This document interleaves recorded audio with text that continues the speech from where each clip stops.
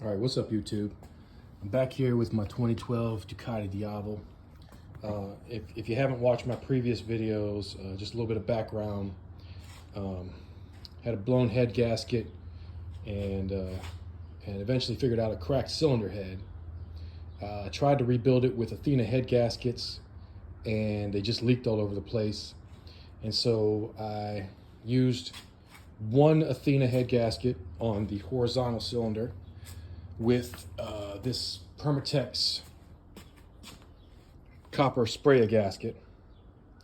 And then on the vertical cylinder, under the seat here, this one, I used the Ducati OEM gasket. And about a month ago, I started noticing is that at stoplights, I could smell antifreeze. And I would occasionally get a little drip right here at the bottom of the Athena head gasket. And so my first thought was like, oh man, these damn gaskets, even when you use the spray, it doesn't work. Well, with some pressure testing, and I've kind of Frankenstein these hoses here. This is the radiator cap, goes on the other side. This held 30 pounds of pressure for about 3.5 hours before I let it out. There's nothing wrong with this gasket. What I've done differently to get it to hold pressure that it wouldn't hold the first time I did this, was right back in there. Do you see that metal silver piece coming up out of the head? It's got like I don't know how to get that to focus, but you see the hose is like just touched right on top of it. And then there's a little fat part.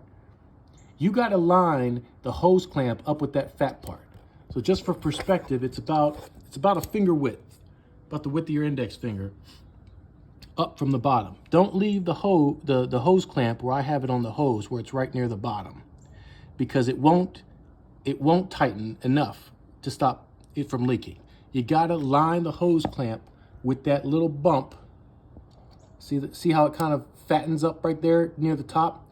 You gotta put the center of the hose clamp on the center of that. That's the only way to get this to hold pressure, okay? The radiator cap on this system opens at 16 PSI, so that's what it needs to hold. It held this head gasket, where I was previously seeing water, held 30 pounds for 3 hours. There's no way this, you might get a quick surge of 20 pounds, but you're not gonna get 30 pounds for 3 hours before a 16 pound radiator cap opens. So, just something to look for if you're losing coolant. I noticed that I was losing about 2 measuring cups of coolant in a 3-hour ride. And you can see there's little white spots like right here. That's the coolant spraying out, and then the wind, because I'm going fast as hell on this bike, the wind is blowing it all over the bike.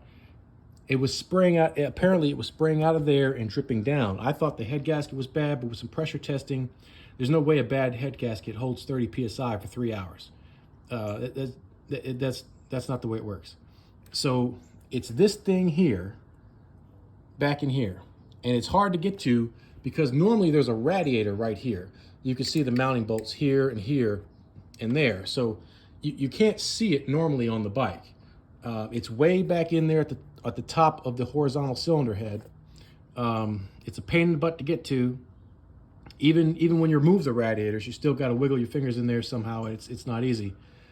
But if you don't line your hose clamp up with that bump on it, it will leak and you'll lose fluid. And hopefully you catch it like I caught it before you start taking the engine apart, because it's a lot of work, to take the timing chain off or belts off and take your head apart, and that's all a pain in the butt, just because you can't just take the head gasket off, put the new one on. You got to resurface the head.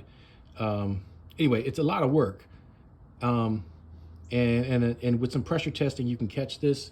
What I did was pressure tested each component separately by Frankensteining the hoses, right? Like this is the hose that normally goes from the bottom of this radiator to this radiator, attaches here. But basically what I did was I just kind of looped it around on like these two things, and then I put the pressure tester with this tube that normally goes here, I unclamped it and put it on this one, and that blocked all the holes for this radiator, ran pressure, held 25 pounds for 45 minutes. Same with this one. You know, you just kind of take your hoses and piece them together until you've blocked off all the holes.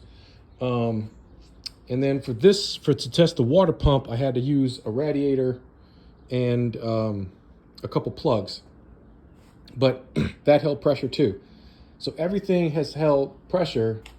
The only thing I've done differently, because originally this wouldn't hold pressure, but the only thing I did differently was move that hose clamp up and line it up with that bump on that metal piece down there. And so I'm hoping, it took me a while to figure this out. I'm sharing this video because the 1198 is a pretty popular motor with Ducati. It's in the Multistrada, it's in the sport bike, and it's in this Diavel. So you know, it's getting kind of outdated. I don't think they use it anymore, but anyway, hopefully that's helpful. Out here.